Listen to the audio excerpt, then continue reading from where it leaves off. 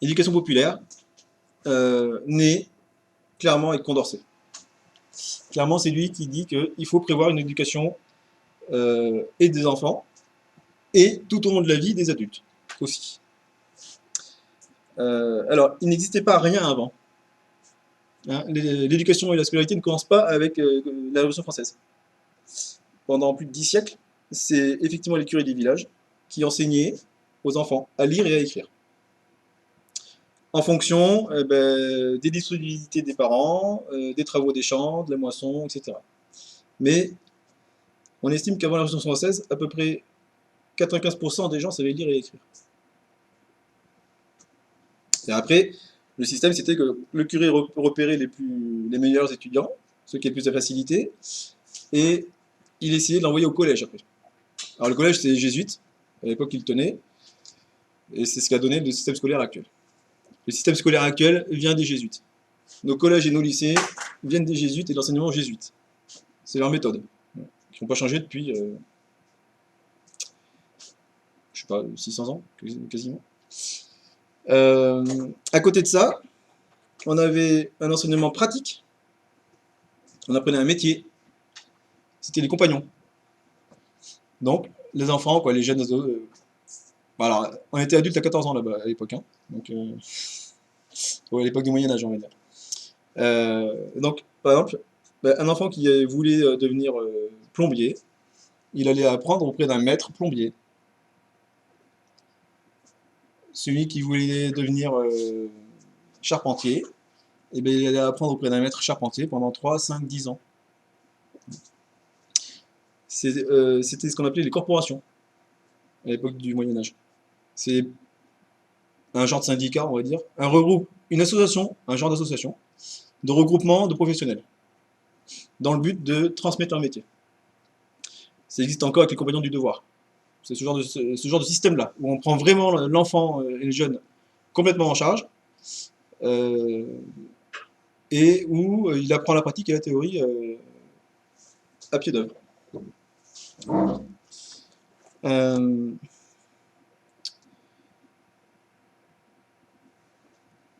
Ensuite, alors, la Révolution française, il faut quand même bien le dire, c'est une révolution idéologique de lutte contre l'Église catholique. On peut quand même le dire comme ça. Typiquement, par exemple, donc, avec la Révolution française, on veut faire croire qu'effectivement, avant, il n'y avait rien. Tout le peuple était abruti et il y avait quand même des écoles. Elles étaient gratuites. Pourquoi Jules Ferry rend l'école laïque, publique, obligatoire et gratuite? Parce que les religieux faisaient déjà l'école gratuite, depuis très longtemps. Alors à l'époque où l'école de Jules Ferry était payante, et que les curés étaient gratuits, où allaient les enfants? Bah, chez les curés. Ce qui posait quand même problème aux nos amis de la Troisième République, qui étaient farouchement anticatholiques. Quand même. Donc, voilà, donc c'est pour ça. Vous voyez, on a des questions historiques et idéologiques de départ. Donc, l'éducation populaire a en vrai trois sources. Trois sources. Historiquement, en fait, donc on va dire que le gros, ça commence au 19e siècle, hein, quand même. Année 1870 par là. C'est le gros des troupes, quand même. Et on a en même temps donc une révolution industrielle, un exode rural qui est lié à cette révolution industrielle. On a des gamins dans les rues, on a des gamins qui travaillent, sans avoir de contrat de travail, sans être protégés non plus. À cette époque-là, les enfants de 14 ans travaillaient 40 heures, ou 48 heures, ou 50 heures. Et donc, il naît, d'abord chez les catholiques sociaux, cette espèce d'idée qu'il faut protéger la jeunesse. Et il faut prendre soin de ces enfants qui sont livrés à eux-mêmes. Leurs parents sont encore dans les villages, les jeunes sont en ville et traînent la nuit, pour faire simple et caricatural. Et donc c'est comme ça que connaissent que donc il y a en même temps un mouvement ouvrier qui se fait avec la révolution industrielle. Et tous ces ouvriers étaient en train de se faire avoir par leur patron. qui profitaient, hein, que les gens n'étaient pas très au courant des lois et des protections. Mais il n'y avait pas grand-chose comme protection non plus. Les syndicats, c'est 1870. Et les lois sur le contrat de travail, c'est cette époque-là aussi.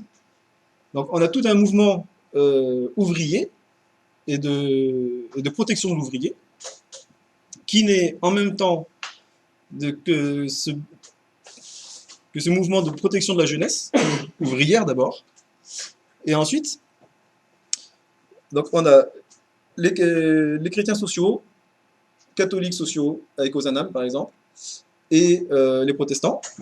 D'un autre côté, on a un mouvement ouvrier qui naît, qui donnera les syndicats, et tout l'aspect droit du travail, le paiement des salaires, la protection, la sécurité sociale, tout ça, ça viendra par là. Et on a un troisième mouvement, qui est le mouvement laïque, qui lui, c'est pas compliqué, en fait, il est contre ce que font les cathos. Donc, faut pas laisser les jeunes à l'idéologie catholique, alors, ils imitent. Clairement, hein. Premier patronage en France, 1799, premier patronage laïque, 1881, 90 ans après quasiment. Tout ça pour pas laisser les jeunes se faire embrigader par les curés. Et c'est comme ça que ça se développe. C'est la guerre entre catholiques sociaux et laïcs. Alors ils sont pas laïcs, hein, ceux-là ils sont laïcistes et anticatholiques. Clairement. Et cette période de la Troisième République est typiquement une histoire de lutte entre anticatholiques et catholiques. Sans ça, on ne comprend pas les lois qui sont prises. Hein. Voilà. Et sans l'histoire des deux en parallèle, vous ne pouvez pas comprendre pourquoi est-ce que, par exemple, la loi des associations, 1901, qui va permettre tout un mouvement énorme associatif, eh ben, c'est interdit aux religieux. Eux, ils n'ont pas le droit. Et par contre, on en profite pour dissoudre toutes les congrégations religieuses sous le prétexte de cette interdiction d'association. Et même encore à l'heure actuelle, hein, si une congrégation religieuse veut se créer, il faut qu'il y ait un accord du Conseil d'État. Alors c'est moins pire que la Troisième République. Mais, vous voyez. Donc il y a vraiment cette espèce de guerre idéologique. L'idée, c'est pas compliqué. C'est à l'heure actuelle, on parle de temps de cerveau disponible. J'ai un enfant en temps libre. Et ben mine de rien, selon là où il va aller, des idées vont se transmettre.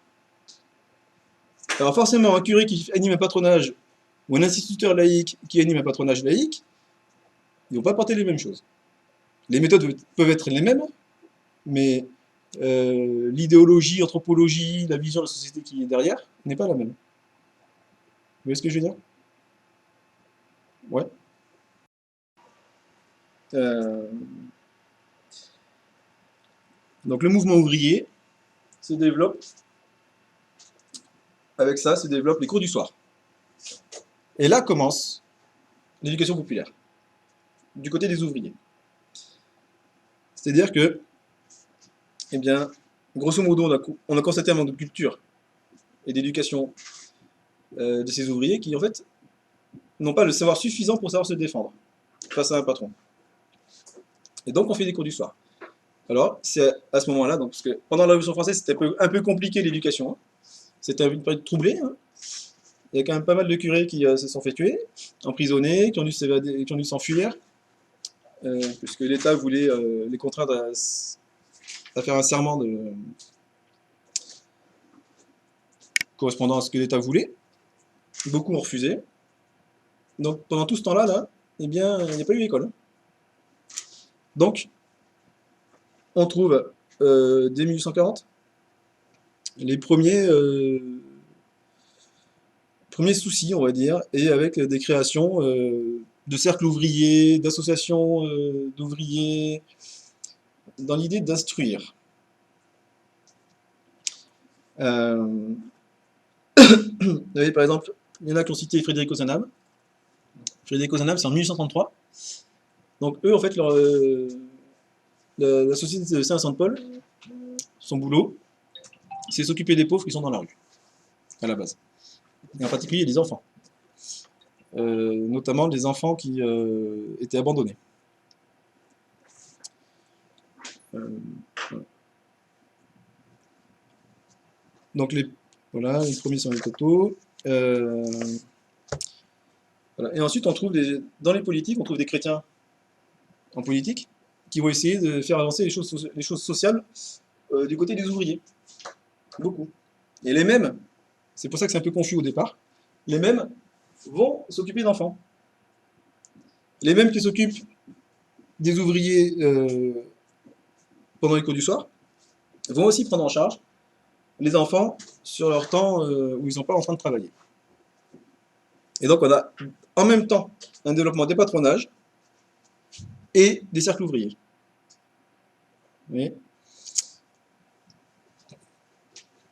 Après voilà, on a déjà vous voyez, en 1846, on a un Jules Radu qui fonde la Société des bibliothèques communales et propagation des bons livres. Alors oui, voilà, typiquement, il veut donner la culture là où sont les gens, en donnant des livres. Lui, c'est un laïc, pour le coup. Oui, donc il y a cette question de la culture et du développement qui est très nette. Donc l'éducation populaire pour la jeunesse, et uniquement pour la jeunesse, c'est passé par les patronages, qui sont devenus centres de loisirs. Vous voyez que dans cette définition d'éducation populaire, où on dit que c'est l'éducation de tous, par tous, pour tous, on va dire comme ça, c'est la plus commune, on va dire, eh bien pour les enfants, c'est passé par le loisir. Pour les ouvriers, c'est passé par les cercles ouvriers et par les syndicats. Et les laïcs, eh bien, ils vont dans les deux. Ils s'occupent des ouvriers et des jeunes.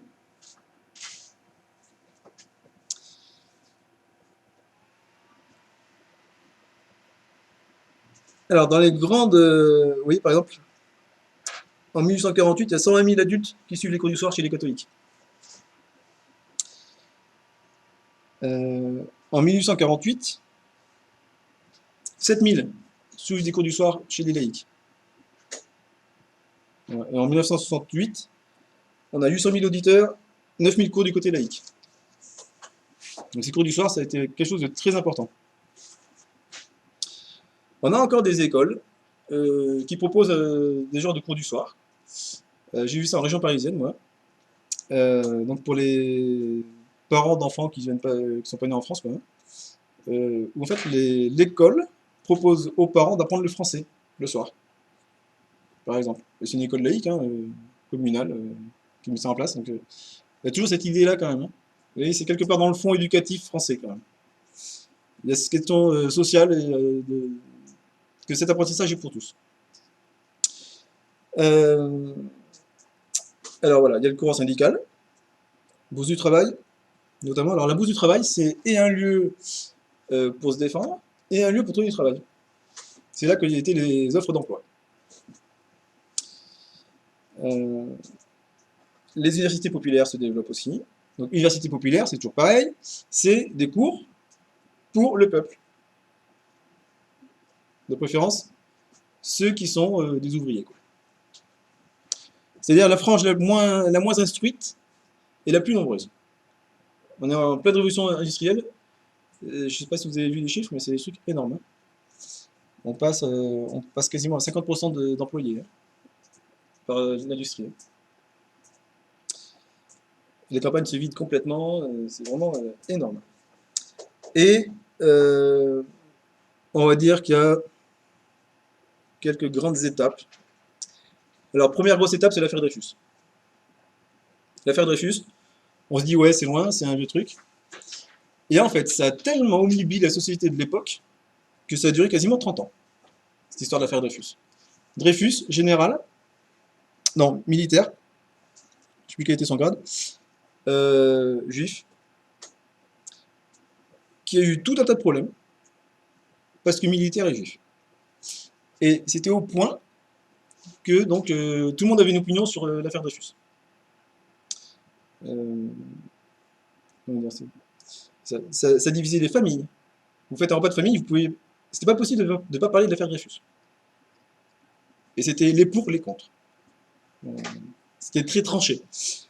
Et donc là, Donc, le fond, le fond social est antisémite en France. C'est ce qui est le plus partagé dans toutes les classes sociales, c'est l'antisémitisme. À ce moment-là. Hein.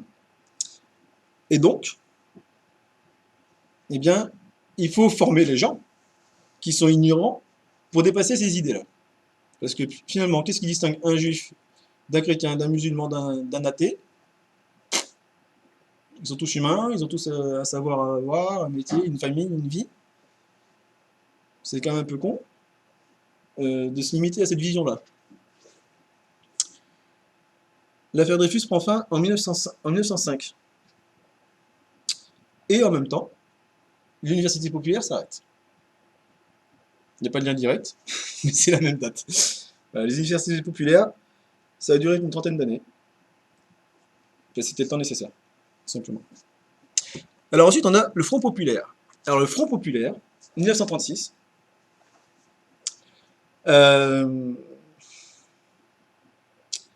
comment décrire la chose? Donc on est après la guerre de 14-18. D'accord, on est 18 ans après. Et en France, à cette époque-là, on est très tenté par le communisme. Au point qu'on a bien fait avoir des communistes au comme chef d'État. Et donc le Front populaire, en fait, c'est une réaction encore contre. Ouais, c'est une réaction laïque, athée, pour dire plus jamais la guerre, plus jamais ça, et il faut absolument que tout change. Et donc là, en 1936, on a Léo Lagrange, qui est sous-secrétaire des loisirs et des sports au ministre de la Santé à cette époque-là. Les loisirs et le sport, ça dépendait de la santé.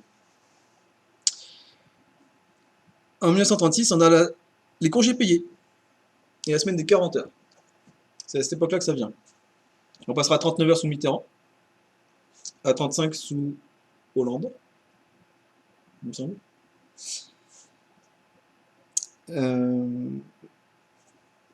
Voilà. Et donc l'idée, c'est comme maintenant il y a des loisirs possibles, puisque la semaine de travail est limitée à 40 heures, il apparaît des loisirs, et des besoins de loisirs.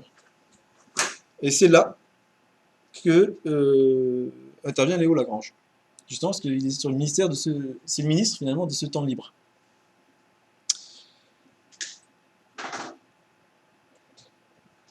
Dans les années 40, vous savez, on a eu un truc en France, une petite guerre, la Deuxième Guerre mondiale, là, et notamment une France coupée en deux à un moment donné, avec le régime de Vichy. Alors Vichy est très décrié, évidemment, mais on a encore des choses qui datent de Vichy. Et notamment, pas mal de choses qui concernent la famille et la jeunesse. Donc Vichy fonde l'école des cadres de la jeunesse. C'est eux qui commencent. Donc là, c'est une vraie école nationale, là. Une trentaine, une quarantaine de cadres qui se forment. À Uriage, du côté de Grenoble. Et ces cadres d'Uriage, eh bien, bien que financés par Vichy, vont pas être d'accord avec les idées de Vichy. Et donc ils vont être un peu révolutionnaires, ceux-là. C'est le grand moment du développement de l'éducation nouvelle en France, grâce à l'école des cadres d'Uriage. Et puis la guerre fait quelque chose de bien, c'est qu'elle va réunir au même endroit des gens athées, chrétiens et ouvriers, dans les maquis. Ils vont enfin faire connaissance et enfin se parler. Et finalement, ils vont constater que grosso modo, ils ont à peu près les mêmes idées, même s'il y a des grosses différences fondamentales. Mais, normalement, on a des choses sur lesquelles on peut s'entendre. La fin de la guerre donnera tout ce qui était sécurité sociale, CAF, tout ça, ça sera créé par le Conseil national de la résistance. Conseil national de la résistance qui réunit tout le monde. Il n'y a pas un seul, vous voyez, il y a autant d'ouvriers que de cathos que d'athées là-dedans.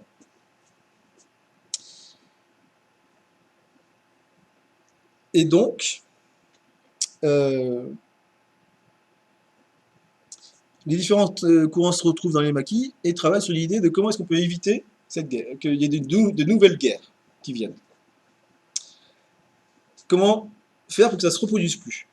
Alors du côté politique, on va créer l'ONU, qui remplacera la Société des Nations qui a foiré, hein, parce qu'elle a été fondée après la Première Guerre mondiale, pour éviter les guerres mondiales. Et donc il faut s'occuper de la jeunesse. C'est le constat que font ces maquisards, c'est il faut s'occuper de la jeunesse et de la culture. Et donc, l'idée c'est que l'État va aider l'éducation populaire. Alors, on a un gars qui s'appelle Joffre du Mazetier, qui est vraiment un grand militant de la libération du peuple par le peuple pour le peuple. Voilà. Dans les années 60, donc, le communisme s'effrite, le catholicisme aussi, et il y a de plus en plus de techniques. On commence à parler de civilisation de loisirs. C'est une période de reconstruction. Deuxième exode rural, qui va finir de vider les campagnes. Apparition de grands ensembles de cités, parce qu'il faut les loger, ces gens. Tous ces gens qui partent des campagnes pour aller à la ville, il faut adapter, il faut faire grandir les villes. Donc c'est une époque où on va créer des villes nouvelles, des grandes cités, des barres d'immeubles. Oui, c'est ça. Années 60-65, là, c'est grande période de construction en France. Et la loi prévoit que dans les cités, il y ait des mètres carrés spéciaux réservés aux animations sociales. Vous avez par exemple à Mantes-la-Jolie, au Val-Fleury, il y a des locaux réservés pour un centre de loisirs. Depuis toujours, depuis que la cité existe et qu'elle a été créée. Donc on avait déjà cette idée-là quand même, vous voyez. De cette question de société, jeunesse, on avait fait un lien. Il faut occuper nos jeunes. En plus, on a le plan Marshall, où là il y a des sous, et donc on reconstruit à tout va. On fait redémarrer la machine. Euh, alors on commence effectivement une grande politique d'équipement culturel, aussi, puisqu'il y a des sous, carrément. Donc maison des jeunes et de la culture. Euh, équipement sportif, tennis, piscine, les mini-clubs. Alors les mini-clubs, c'est une expérience géniale. En fait, c'est l'État qui fournissait un centre de loisirs. Alors ils sont un peu typiques, hein, ils ont tous la même forme. À la demande des mairies, mais voilà, tout c'était donné. C'était un centre de loisirs dans la commune, le mini-club, donc il y en a eu 1000, justement, comme leur nom l'indique. Et on commence donc à embaucher des animateurs. C'est le début. Euh,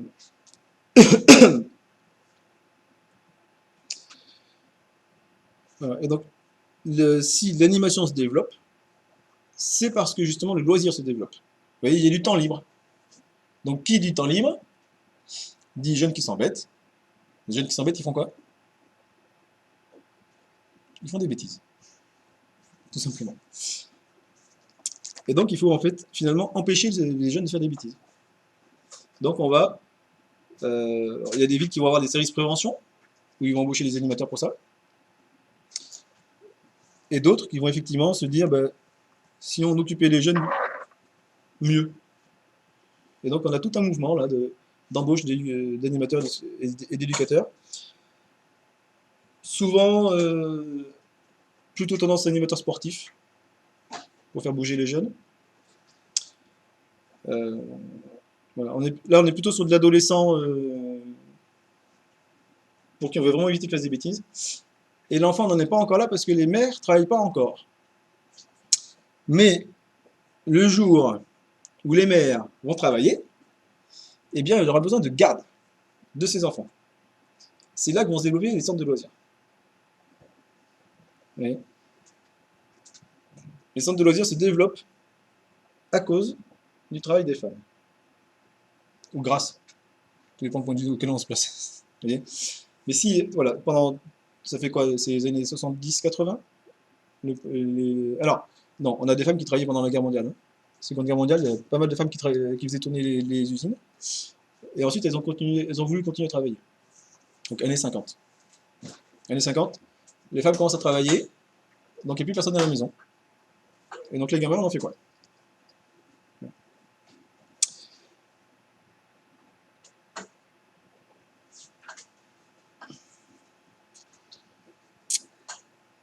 Alors, je retente la définition de l'éducation populaire. Donc, il n'y en a pas. Il n'y en a pas une. Ce qui est certain, c'est qu'on est dans l'ordre de l'éducation non formelle. Donc, contraire à ce que se fait dans l'enseignement national et l'éducation nationale. Mais on a un point commun, donc l'éducation de tous, pour tous, par tous, avec différentes dimensions. Dans une perspective éducative, dans ce cas, l'éducation populaire, ça sera de pouvoir permettre à l'individu de se développer, d'acquérir des connaissances, connaissances complémentaires à l'école, dans ce cas-là. On a aussi l'idée que le sport et le loisir doivent être éducatifs pendant le temps libre. Le loisir ne peut pas être une simple succession d'activités. Il faut qu'il y ait une logique éducative qui fera développer un projet pédagogique. Une autre dimension de l'éducation populaire, c'est dans la dimension citoyenneté et politique. Donc là, l'idée, c'est éveiller les consciences.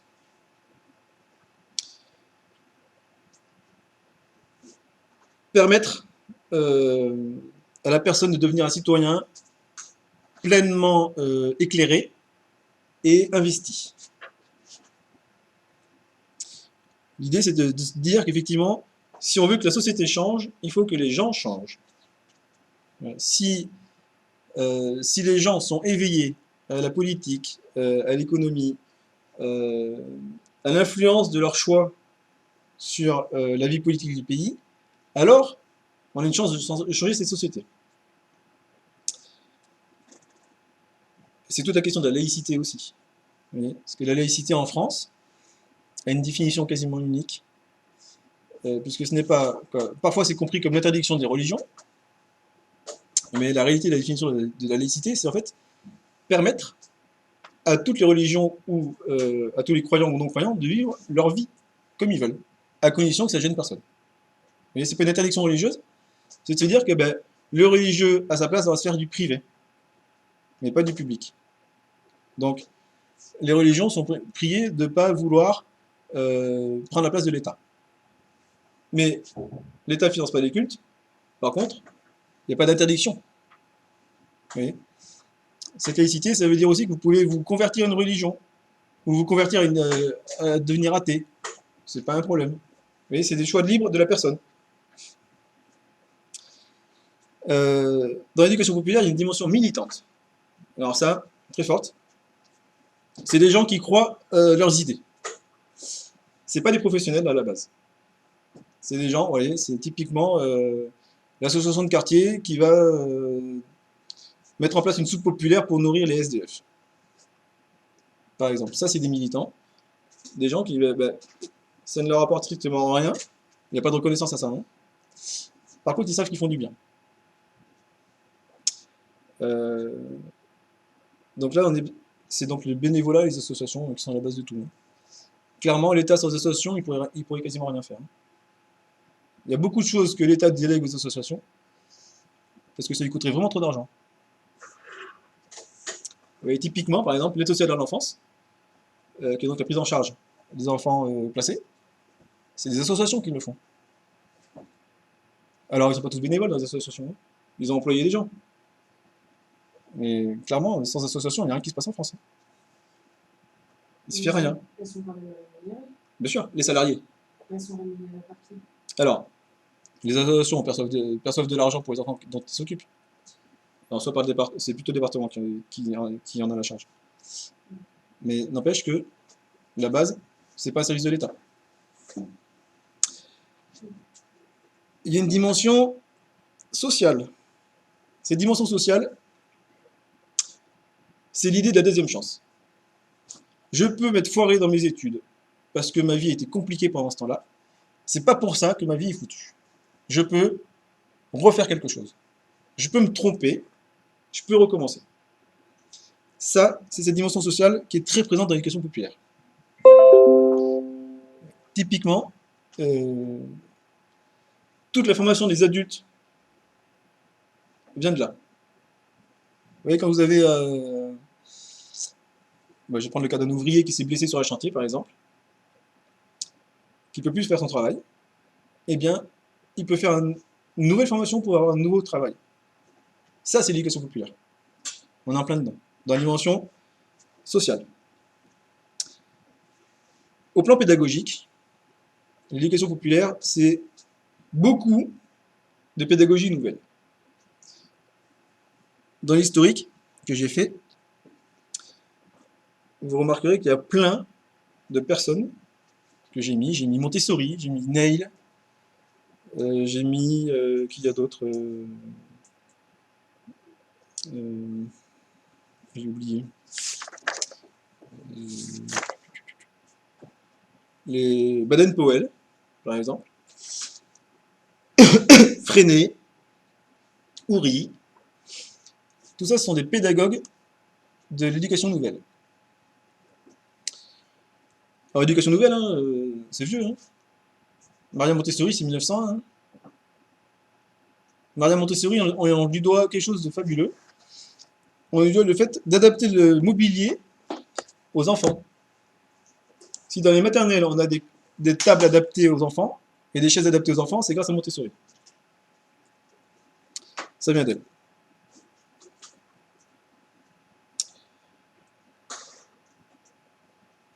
Alors, pour l'animation socio-culturelle, on a deux idées de base qui viennent. On a la civilisation des loisirs qui se développe. Et on a mai 68. Mai 68 remet en cause absolument toute autorité, particulièrement celle entre l'enseignant et l'enseigné. Et donc, tout ça permet à l'animation socio-culturelle de se développer.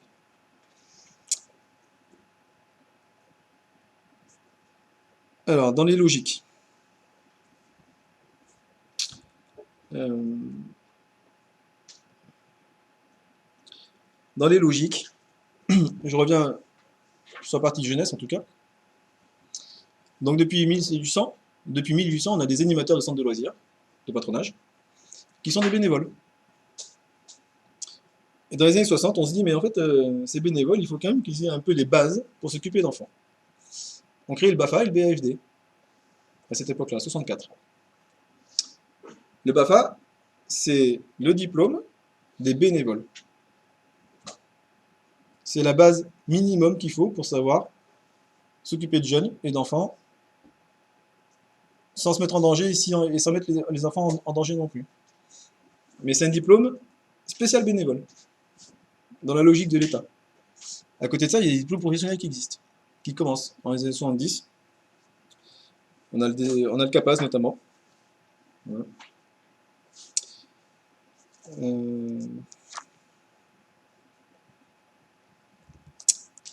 Années 80, donc on a commencé à avoir en 74 une crise pétrolière. Alors c'est gentil parce qu'à l'époque, ils payaient le pétrole à 1 franc. Donc nous, on est bientôt à 1,50 €. On a 10 francs le litre maintenant. Mais bon. À l'époque, c'était déjà la crise. Vous voyez 1 franc le litre, c'était la crise. Euh, et donc on a une crise pétrolière, une crise des naissances et une crise de l'emploi. Tout ça en même temps. Donc, ça fait beaucoup. Et donc, l'État met en place une prime au retour des immigrés. Parce qu'en 1945, là, on a eu pas mal de morts quand même en France. Et donc on a fait venir des gens. Parce qu'il y avait trop de travail, pour les coups. Et là maintenant, comme on manque de travail, on dit, bah, écoutez, si vous rentrez chez vous, on vous donne tant. 81, à Lyon, on a une première émeute aux Minguettes. Alors l'émeute des Minguettes, dans les cités, grosso modo, c'est les habitants des cités qui se rebellent contre le système. Et là on se dit, oh tiens, peut-être qu'il y a un souci. Et on se dit, tiens, mais en fait, ces gens des cités, ils sont pas très insérés dans la société. C'est sûr, hein, les cités, on les a construites à l'extérieur des villes. Certaines ne sont même pas accessibles, il n'y a même pas de bus pour y aller. Ou alors il y a un bus dans la journée.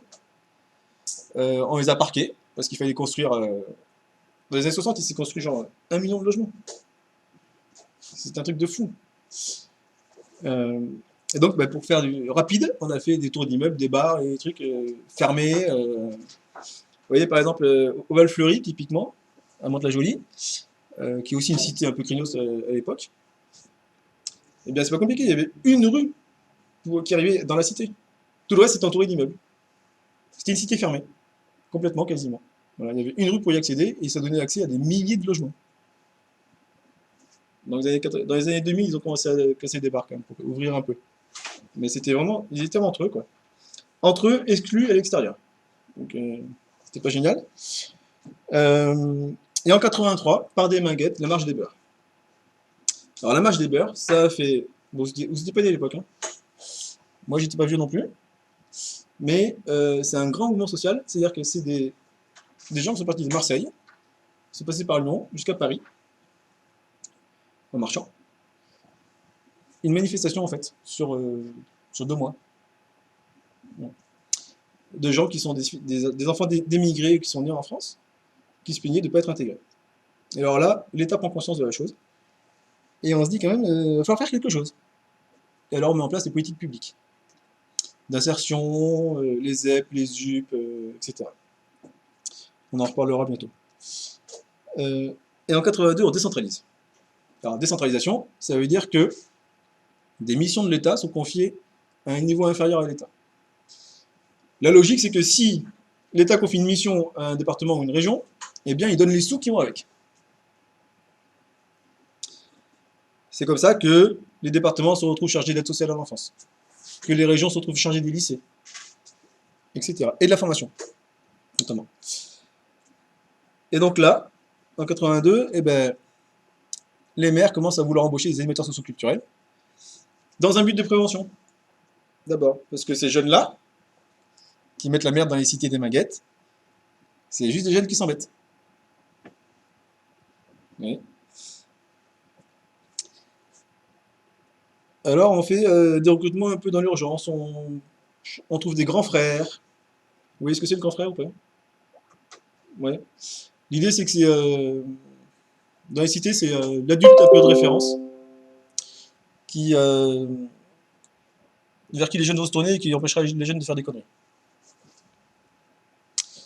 C'est pas l'émission de grand frère, hein, mais c'est cette idée-là, c'est de se dire que ben, voilà, il y a quelqu'un de plus grand et plus sage qui va aider les jeunes à aller dans la bonne direction. Euh, on embauche pas mal d'éducateurs spécialisés à ce moment-là aussi, dans les services de prévention, euh, notamment pour ce qui est éducation de rue. Donc l'éducation de rue, vous connaissez non plus. Donc l'idée c'est qu'un éducateur se rend dans les quartiers, parce que habituellement l'éducation spécialisée c'est les gens qui vont à l'éducateur, là c'est l'inverse, c'est l'éducateur qui vient, euh, dans le but clairement de faire évoluer les jeunes, mais à partir de là où ils sont et là où ils sont. On les sort pas de leur quartier, ils font des choses dans le quartier. Vous voyez, typiquement, il y a un mouvement récent là, de ramassage d'ordures dans les cités. Ça se fait quoi, 2 mois à peu près que ça se fait? Non, c'est parti en juillet, je crois, hein. Ben, c'est voilà, c'est ce genre d'action-là. C'est une action d'éducation populaire, ça. Celle-là, c'en est une. Vous voyez. C'est le changement de la société par la société elle-même. Voilà. Euh, alors, les municipalités, pour développer tout ça, et pour pas avoir des fonctionnaires, parce qu'il n'y avait pas de fonctionnaires encore à l'époque. L'animation dans la fonction publique, c'est 95 ans. Donc, dans les années 80, ben, on n'a pas de moyens. Alors, en fait, ils font des associations paramunicipales.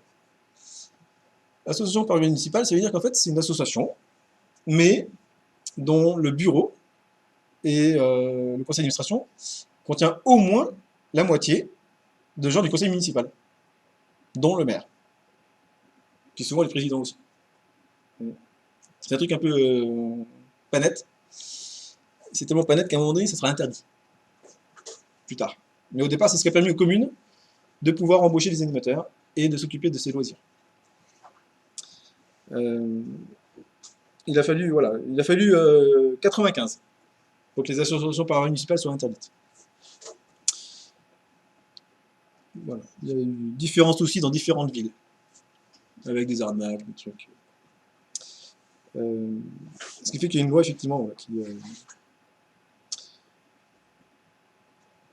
qui impose en fait que les communes bien, finissent par gérer eux-mêmes les animateurs. S'ils travaillent pour la commune, si c'est la commune qui est le donneur d'ordre, alors c'est la commune de payer et d'employer directement. C'est ça le concept.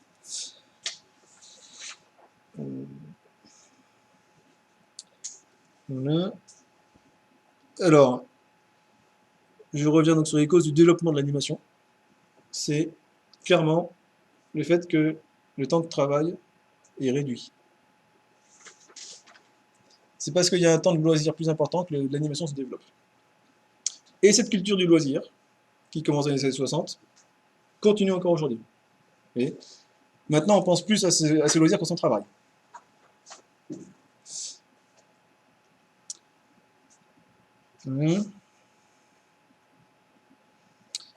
Euh,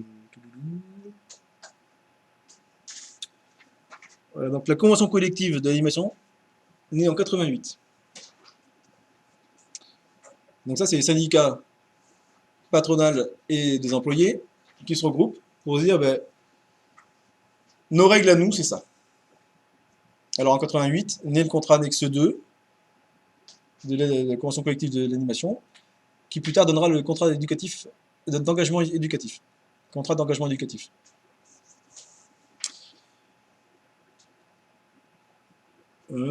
Et la filière animation est créée dans la fonction publique en 97. C'est très très tard. C'est la dernière branche de la fonction publique. Ça a à peine 20 ans. 22 ans précisément. Voilà, 22 ans. Et donc, comme se développe cette civilisation de loisirs et ce temps libre, alors à un moment donné, on aura même un ministère du temps libre. En vrai. C'est vrai. Ouais, il y a eu. Ça n'a pas duré longtemps. Hein. Et qu'il faut des animateurs qui soient de plus en plus professionnels, alors on crée des diplômes professionnels. Un des premiers, c'est le DEFA. Diplôme d'état relatif aux fonctions d'animateur. Bac plus 3, son niveau. C'est le premier créé. Alors là, on a des animateurs généralistes qui savent absolument faire aussi bien de l'administratif que du technique. Ce DEFA, il va disparaître dans les années 2000 seulement, alors qu'il est créé en 70, il me semble, par là. Et il deviendra le DEGEPS et le DESGEPS. Alors il y a tous les termes qui sont liés au DEFA, il y a des déphasiens, il y a des... Donc ça, c'est les premiers animateurs professionnels, c'est les gens qui avaient un DEFA. Vous en croiserez sans aucun doute encore. Hein. Ils sont encore en vie, ceux-là.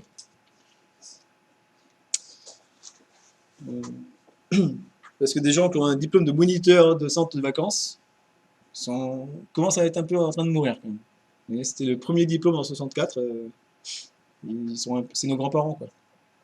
Voilà. Voire vos arrière-grands-parents même. Alors dans les structures, en animation socio-culturelle, donc les centres de loisirs, évidemment, les centres de vacances, qui ont un problème, ces centres de vacances, à l'heure actuelle, ils sont chers, et on a de moins en moins de gamins qui y vont. Et en plus, les animateurs sont mal payés.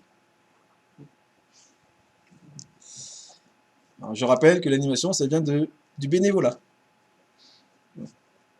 Donc, on n'est pas censé vivre de colonies de vacances. C'est pas fait pour. C'est fait pour que des enfants puissent venir. Les missions locales.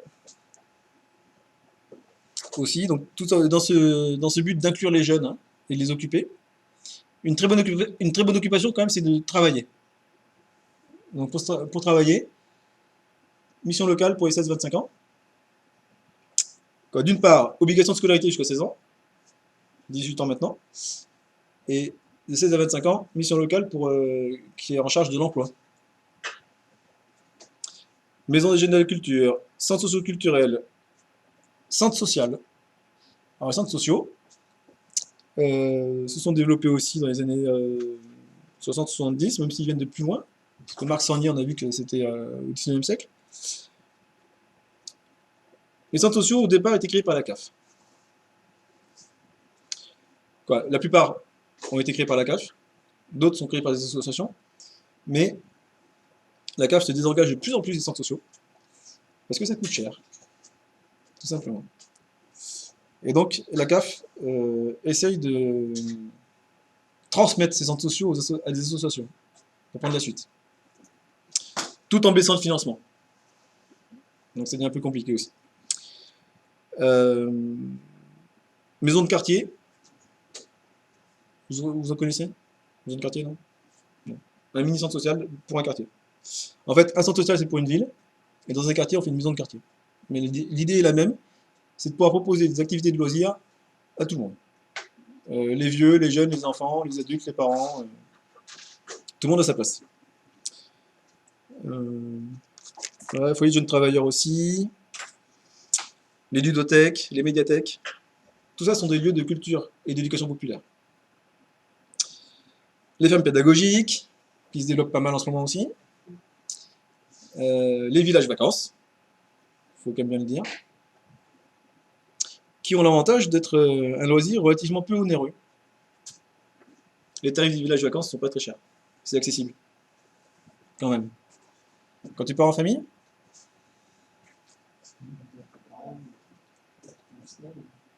va te payer une semaine à l'hôtel en famille, c'est ça. C'est ça. Alors on a tous les foyers ruraux aussi qui se sont développés, parce que c'est bien gentil de s'occuper des gens des villes, mais les gens des campagnes aussi ont aussi des besoins de loisirs. C'est pas parce que je suis à la campagne que je vais être puni. Donc certes, j'ai un cadre de vie super, tout ça, mon boulanger à 10 km et mon intermarché à 30, mais il existe des foyers ruraux. Alors, on en a par exemple dans le Cantal, chez nous. Bah, c'est un centre social, mais qui prend un peu plus largement comme zone, quoi. C'est 10, 15, 30 communes qui gravitent autour. Et l'idée est toujours la même, proposer des activités pendant les temps de loisirs.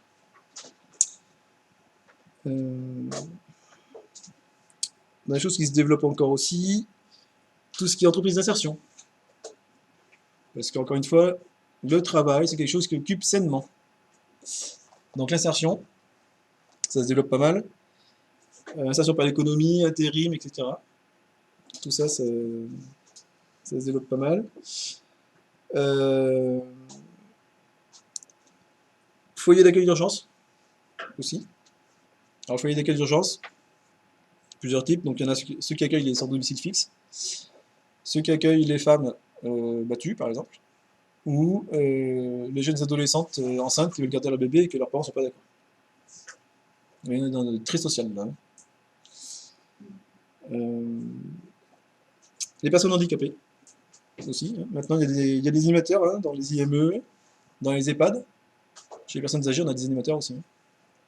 Alors évidemment, c'est pas le même boulot. Animateur en EHPAD, c'est pas animateur d'un centre de loisirs, quoi. Le public n'est pas le même, il faut s'adapter. Voilà, il y a pas mal de dispositifs aussi. Service civique, mine de rien, ça rentre dans l'éducation populaire, hein. D'une part, ça donne un travail, même si c'est pas beaucoup payé, et c'est au service de tous, et c'est pour tous. Normalement, il n'y a pas de diplôme exigé pour entrer en service civique. Et en plus, ça pique pas de travail à quelqu'un parce que c'est pas censé être un emploi. Par exemple, vous pouvez pas être animateur en centre de loisirs et en service civique. Le rôle du service civique en centre de loisirs, ça sera autre chose que l'animation. Il ne peut pas être en charge d'un groupe d'enfants.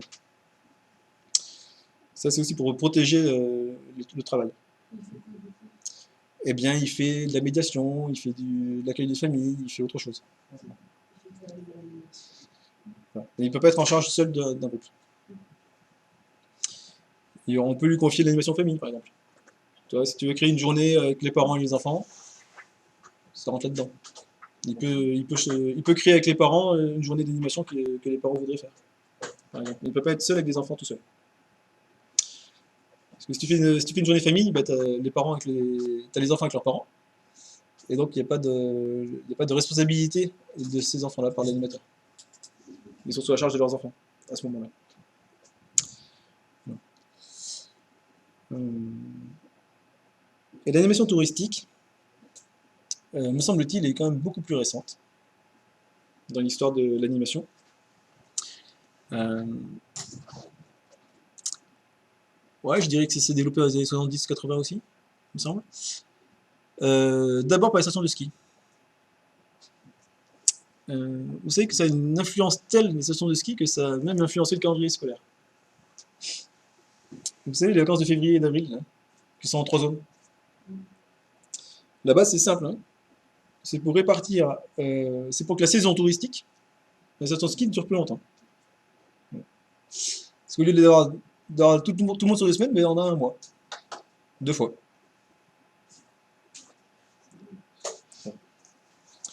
Et donc l'animation touristique, je pense, mais c'est à vérifier, provient d'abord des stations de ski, l'hiver, qui ensuite se sont dit, tiens, mais qu'est-ce qu'on va faire pendant l'été?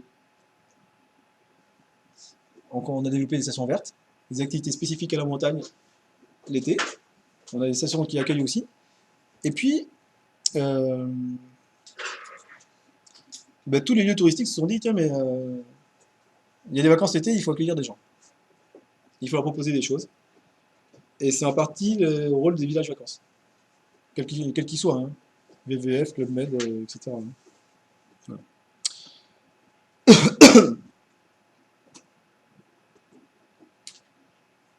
J'ai posé quoi d'autre comme